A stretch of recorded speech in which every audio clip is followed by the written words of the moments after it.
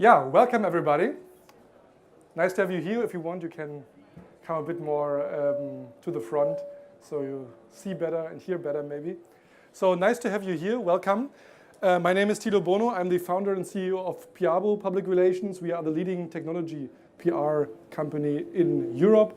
We are working for the leading technology companies all over the world and helping them with all kinds of public relations, social media, content marketing. So whatever makes them famous, we are there for them. We are 38 people based in the tech hub in Europe in Berlin and working for many, many companies that you might have heard from household brands like Tinder, Evernote, Google, Rakuten in Japan, Yelp, WeWork, Stripe. So whatever it is, B2C, B2B, if it is a service provider, VC, we are there for them. We help them with all kinds of communication services. Bill Gates said a very interesting sentences. He said, when I was down to my last dollar, I would spend it in public relations. And I think this quote has a clear reason. Then recent studies showed us that just 32% actually believe in traditional advertising. So that means PR is definitely on the rise and helps in so many fields to raise awareness and achieve business goals.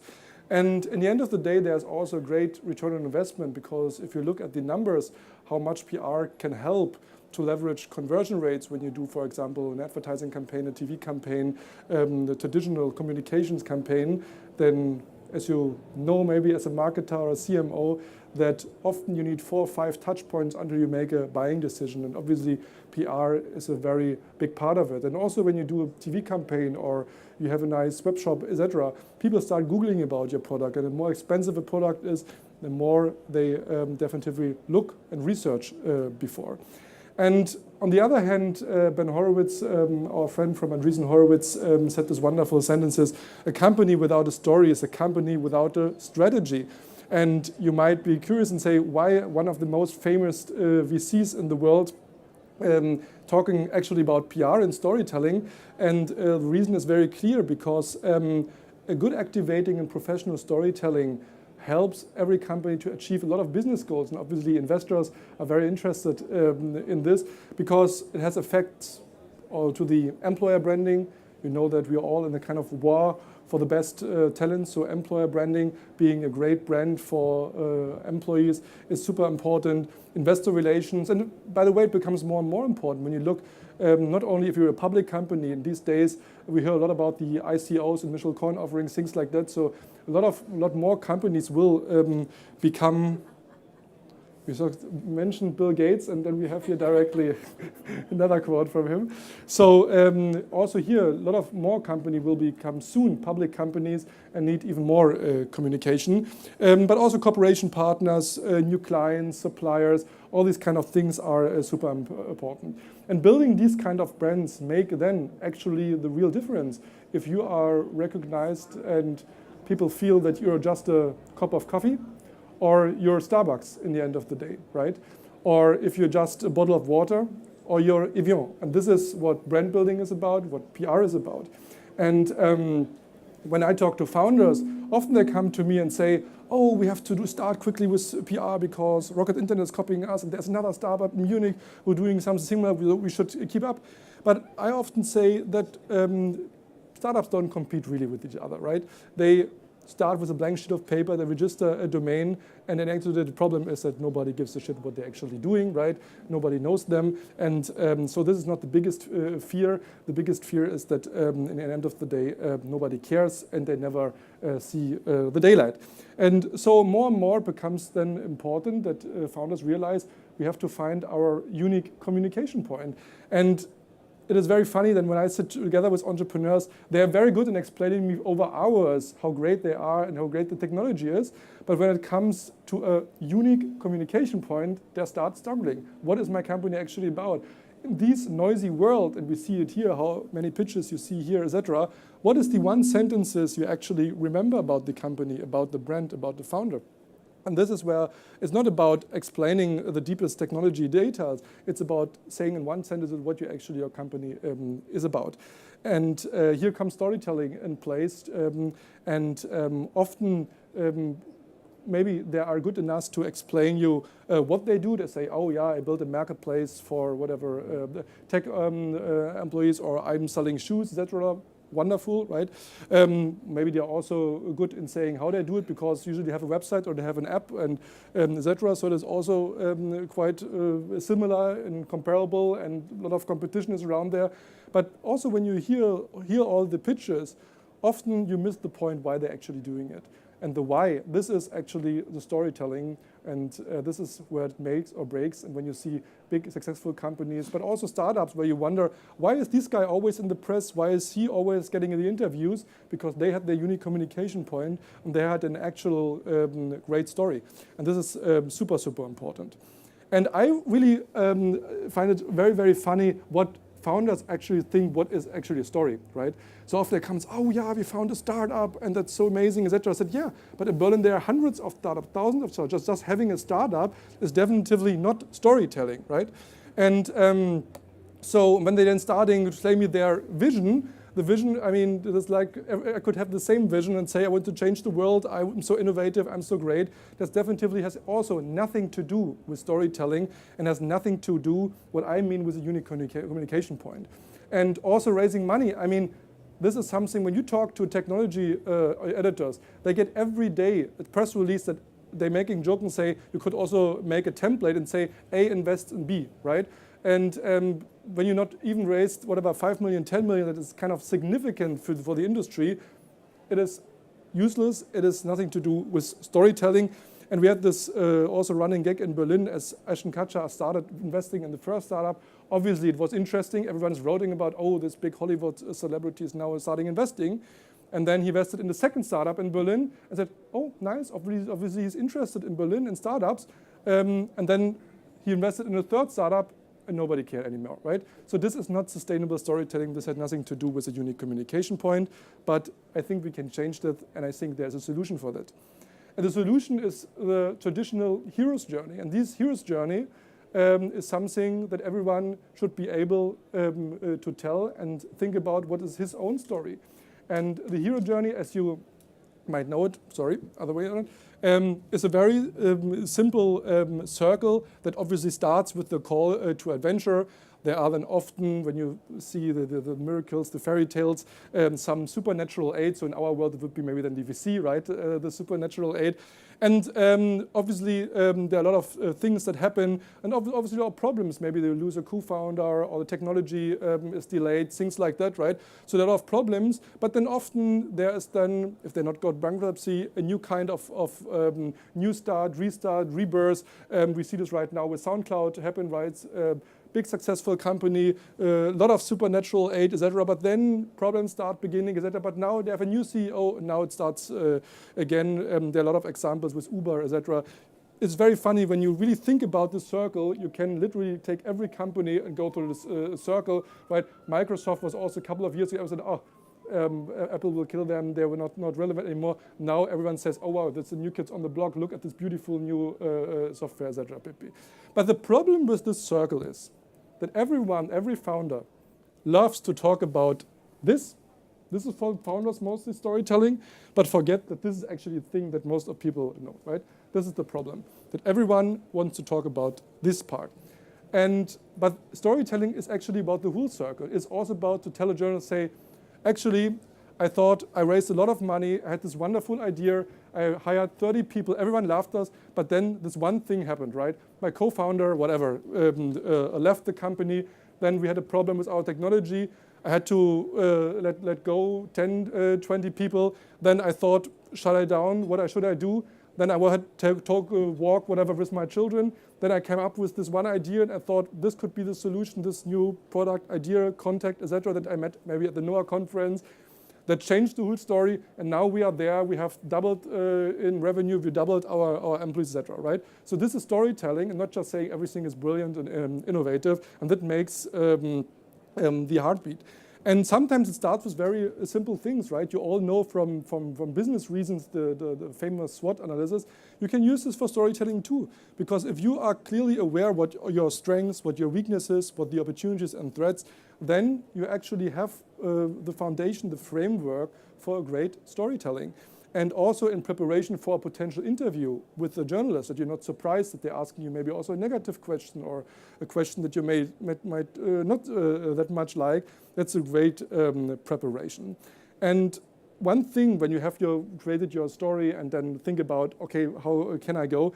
The one problem that often is people are not aware is the amount of pitches and stories journalists receive every day. What do you think an average journalist per day, how many emails, just pitches, not the internal emails, just pitches from startups, tech companies, what do you say? 60? 20? 20 a day, yeah. In Germany, it is actually 400 to 500 pitches, right? We're not talking about internal emails and conversations, actual press releases. When you're talking with TechCrunch, international media, it's 800 to 1,000. So your job is it now to think about, when you receive 1,000 emails a day, how can your story stand out, right? And it starts with very simple things. If you're not even able to tell your story in the subject line and make the subject line so interesting that people at least click into the image, you have the chance that people start reading, then you have a problem. And subject line is maybe 70, 75 characters, maybe 80 characters. But often you're not even able to tell your story in 140 characters on Twitter, right? It's start with.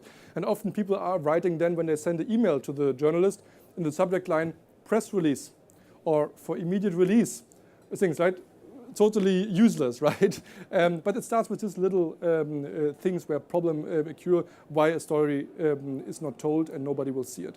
And the solution to that can't be you pick up the phone, right? Because journalists would go crazy if hundreds of people then start calling them. And often people are also not able to tell their story in 30 seconds or 90 seconds they have on the phone and spark the curiosity from journalists. So it's a very complex world, and you see there are a lot of things that make or break your media success. And that's why I'm also so interested and always was frustrated when founders came to me and asking me, how many journalists are in your distribution list? It is not about spray and pray, right? It's not about if I have 1,000 or 2,000, 3,000. It's knowing about the right journalists who are interested in the story and have the right angle, the right pitch. And it's also not about sending press releases, because there's also another problem that often for many people PR is press releases. I mean, when I look at the famous companies that we work for, like WeWork, for example, since we work for WeWork, we send 0 press releases out, 0, right? We're focusing on news checking, we're focusing on influencer dinners, we're focusing on storytelling, we're focusing on bringing them together with the right people to the right events and really having a holistic approach. And when you look at these kind of, let's say, Mercedes star of communication, so it's a very simple tool, but that makes clear that PR is not press releases. PR is, first of all, storytelling, right? Which channel ever. Yeah? And then if you have the great story, then you can start thinking, how will the story look in a press release for journalists, right? How look a story as digital content? How can we tell the story in 140 characters on Twitter? How can we tell the story in a more private environment like Facebook, for example? How can we tell the story in pictures on Instagram, for example, right? So these are the questions that you should ask yourself. But also in these days, and we're talking about PR in year 2017 and not 1997, it's about influencer. What are the right influencers? An influencer, I don't mean the usual YouTubers and people who are giving their cosmetic tips on YouTube. I'm talking also about industry influencers, right? People who are reaching also B2B target groups. Maybe it's a professor from a university, it's an organization, etc. So influencers are not just the funny million subscriber YouTubers. Every industry has their influencers, and they should be also reached. And you can think about maybe NOAH has also tons of influencers for a specific target group. So to sum it up, to wrap it up, in the end of the day, it's all about becoming the purple cow in storytelling, in your messages that sparks the curiosity. And one thing that is super, super underestimated, especially here in Europe, here we can learn a lot from the US, is the aspect of personal branding. Because in the end of the day, in a world where there's so much noise and there's so much competition, and especially if you're a younger company, a high-growth company, where in the end of the day, maybe not so many people know your brand, it is the person, the CEO, the founder, who is the most important driver of communication, because he's the kind of chief sales officer. He talking with the investors, he's talking with the new hires, he's talking with the journalists. So he is the hero of the company. When we talk about the hero's journey, he is the hero, and we should tell a story that includes him, and this is something that usually very rarely to never happened.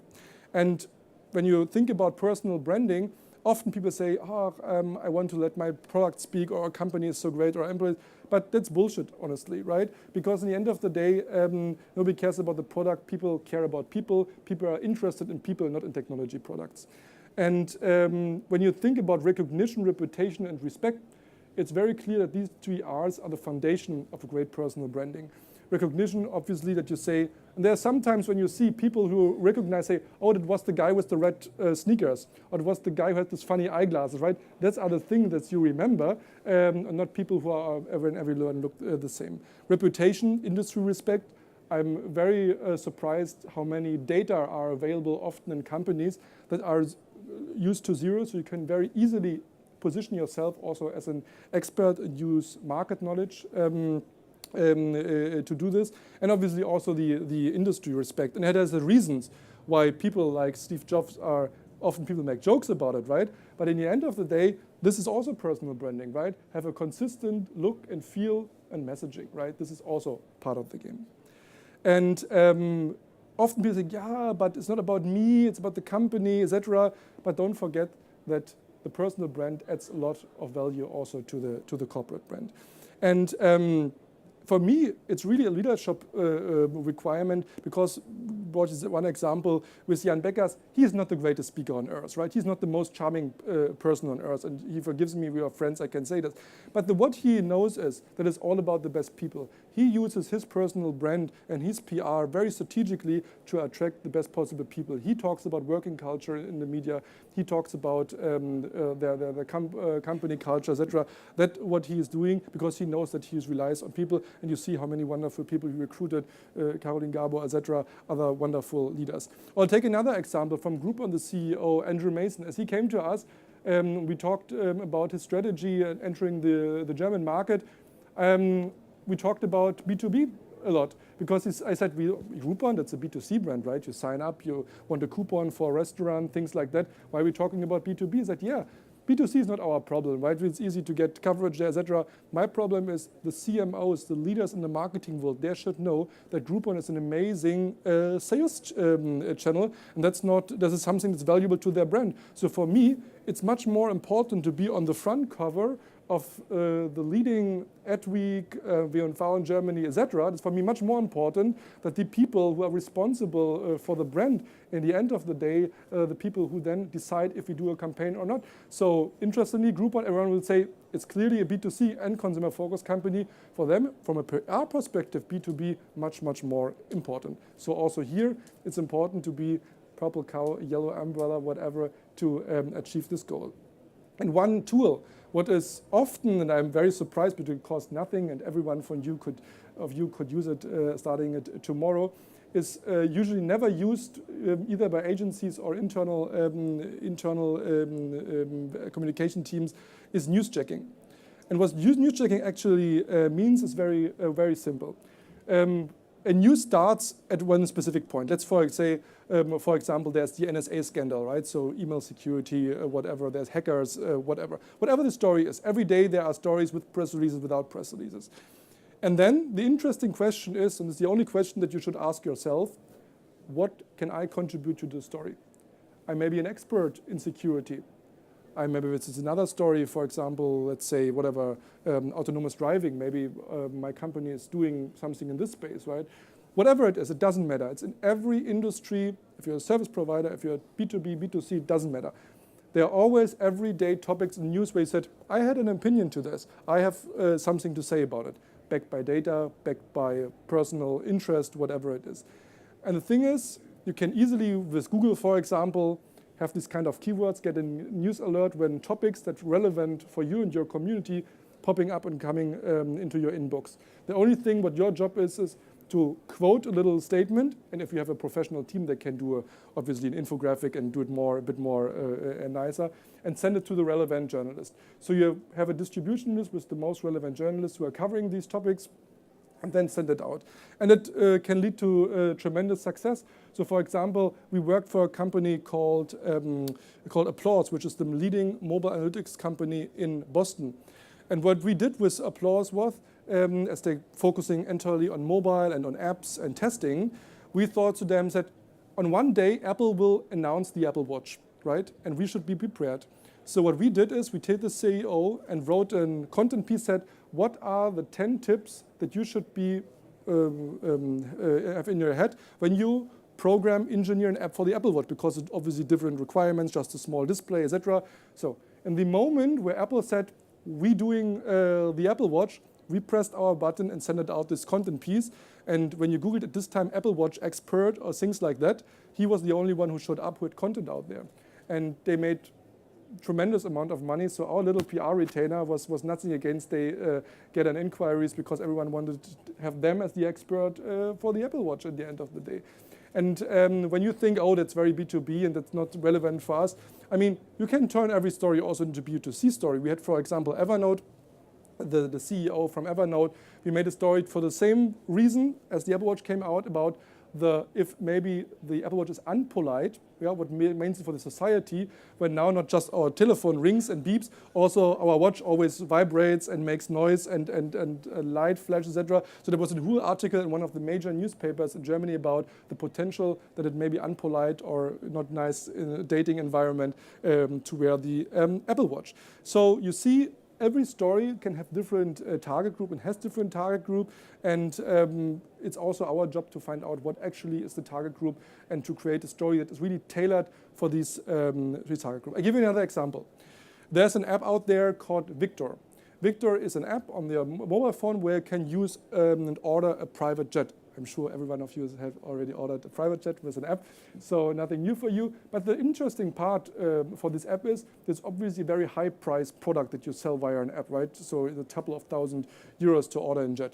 So what we did is we did an interview with the CEO who explained in the Mobile Business Magazine how you create an app that in the end of the day has this kind of high price point, very, very niche target group, what are the requirements, and it was an amazing interview. The other story was that Victor obviously has a lot of data. They know who the, let's say 1%, maybe 0.5% of the people are flying to. What are the usual routes? Interestingly, would also never thought it, Turkey to Belgium, Norway to Italy, Norway to Turkey. Maybe it's too cold in Norway, so they go all in the south. I don't know what the reason is, but they have this data. Wonderful for social media, right? So we did this for Facebook, for Twitter, etc. A wonderful infographic who explains it. It is obviously great content. Same company, different story. Forbes magazine. Here there was this there that Rihanna, the music star, used Victor. That is more cost efficient when she books the plane for the whole trip. So she can, if she has a concert in Paris, but wants to do shopping in London, she can, by a click on a button, order a private jet for her.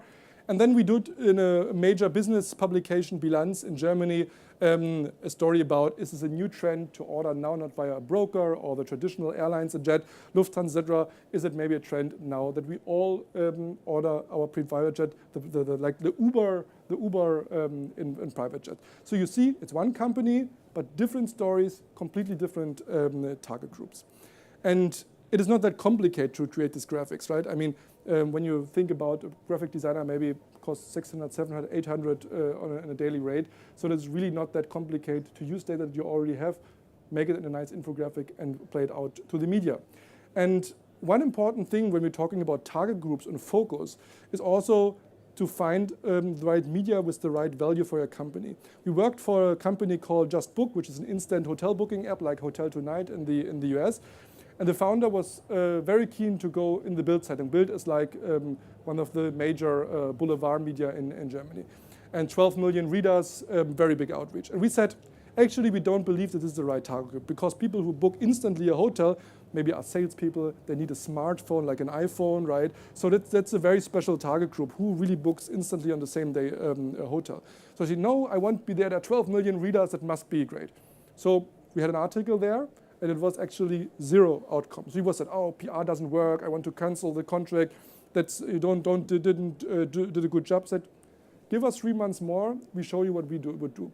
And we did a campaign based on the data, based on the target group, It showed very clearly which kind of media, and sometimes small regional newspapers or blogs with a very clear target group on this kind of people. And they made over 100,000 downloads only with PR in 3 months. So it means very clear it's not about the size and the amount of people and reach, it's about the right target group.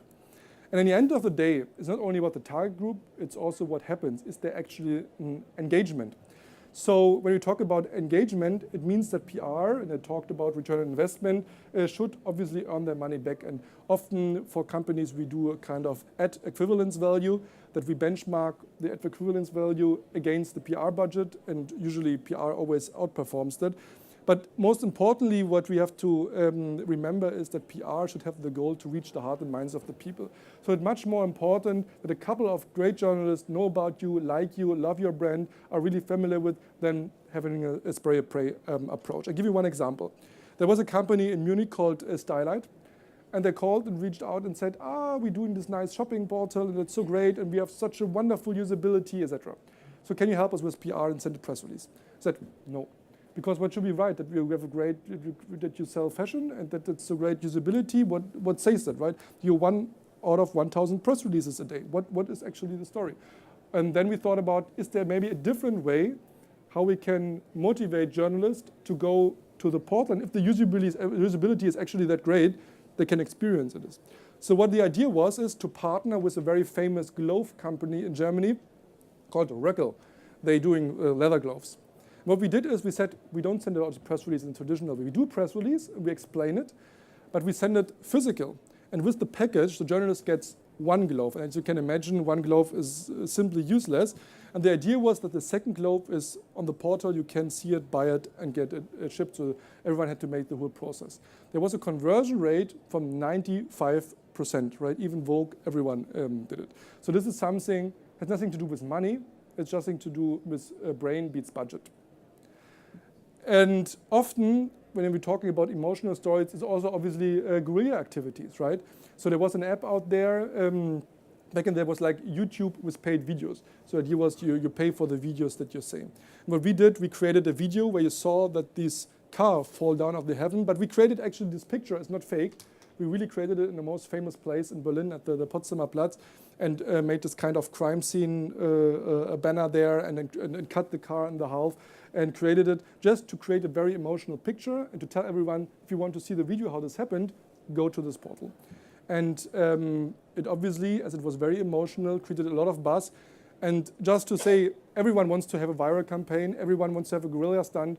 The trick is here. I mean, everyone has sometimes crazy or creative ideas, but the trick is to actually get the brand, and here it was, the brand was called Vive, into the story, right? Everyone wants to write about the stunt, but the question is, how do you implement the brand, and that there's a kind of a correlation. And what do you think, the whole campaign with the car, everything, cost estimation, what do you think? What would you pay for this kind of campaign? It was global, obviously very global media outreach, etc. What do you think, what this kind of thing costs? 12,000. Sorry? 5,000. So it was 10,000 euro. So you can imagine that also here the ad equivalence value definitively outperformed it. So when you see all these things, that is very much less PR. Traditional PR, let's say sending out press releases, is really much about the great content. And as content is king, one thing that I want to encourage you to use is more use of pictures and emotional pictures in PR. A photographer in these days costs a couple of €100. That is not a big deal. But even if you're a B2B company, there are a lot of potential to really emotionalize your brand. So when you see here, for example, that was like an eBay for renting called eRento. You see this is the text announcing that they're now also renting luxury cars. This is the proportion of the article for the picture. You see pictures are important. When you see this is like a Facebook for your pets that you have at home, this is the article. This is the picture. You see how bigger the article with great pictures are. Or when it comes about a dating app, speed dating app, you see what a wonderful idea to cover the story with a man, a woman on the laptop, wonderful for speed dating. When it comes to TV, right, also a nice illustration how you could use speed dating. Or even in B2B as a security company, you could use this picture. Or if it is even a mobile company, security company, you could use this picture for your PR. So there are a lot of things to remember and how you can really make the most of your PR and communication budget. And when you think about the future of communication, what are the things when we're talking about how should you communicate and do PR in the year 2017, then definitely please have employer branding in your mind. This should be definitely part of every campaign. Second, when you produce content, video, info, whatever it is, think about that 90% is using and reading content mobile. So it's something that looks in a boardroom on a big screen, great, maybe not work on a small smartphone screen. Please link your search engine optimization department budget with PR. I'm very surprised how often these both areas are not connected, because obviously PR can generate great backlinks for sure, but if they don't know what are the right keywords that you're performed to, then it's also here waste of time, waste of money. And at the end of the day, last point, the effect that we talked earlier, what are influencers, how can you use influencers? In these days where there's much more live content out there, you should not just take an Instagrammer, YouTuber, give them a couple of €100 and say, please write about me, post something. You should really make them to an ambassador that follows your company and treat them like a real journalist or bloggers. And here also don't underestimate, in a world that is much more decentralized, what also virtual reality can mean for your PR campaign. If you are a company that produces actual products, gadgets, etc., the manufacturing process, all this kind of stuff, there's things that for a very small amount of money can be brought to journalists that they have more understanding also for your company. And at the end of the day, whatever you think about that we talked about the last 30 minutes, it's all about finding the unique communication point to stand out from the crowd. And then hopefully that builds also results that build your business. Thank you very much, and I'm happy to hear your questions, and thank you for your patience, and hope that was interesting for you and can go back tomorrow to your desk and implement these strategies. Thank you.